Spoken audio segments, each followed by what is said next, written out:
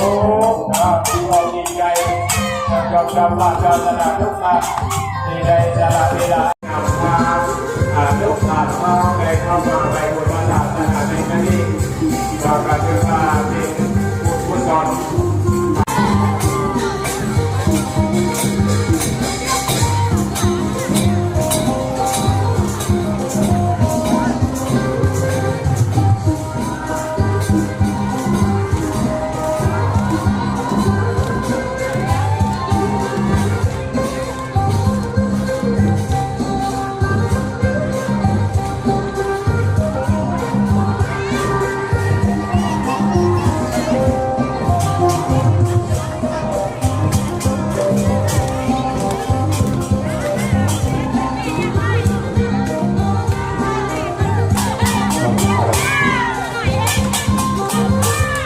อีกแสดงความอนุโมทนาด้วยความตั้ง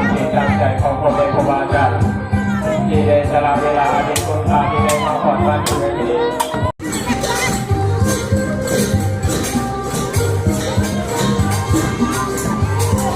นำมาทุกท่านเข้าไปในบุญศาสนาในครั้งนี้เราก็ถือว่าเป็นบุญกุศลทางพระเดชพระอาจารย์ได้นำมา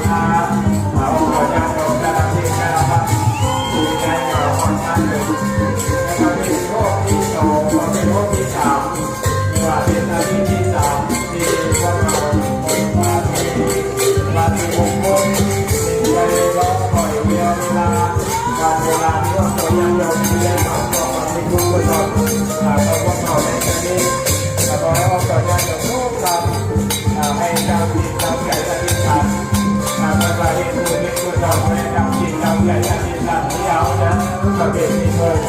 เราได้แต่ตั้งจิตตั้งใจอธิษฐานพอได้ทำบุญทำโทษเหล่านั้นที่ได้ที่คงใจพอได้บุญกุศลเหล่าไหนที่พระเดชพระอาจารย์เราได้นำมาอบรมญาติโยมทั้งสิ้นมาได้ในนี้ก็ถือว่ามีบุญกุศลในอย่างที่พวกเราจะได้มาเห็นแบบนี้ในอย่างของเราจะได้มาพบมาเห็นบุญปัญญาบารมีความสมาธิของเราจะได้มาเห็นแบบนี้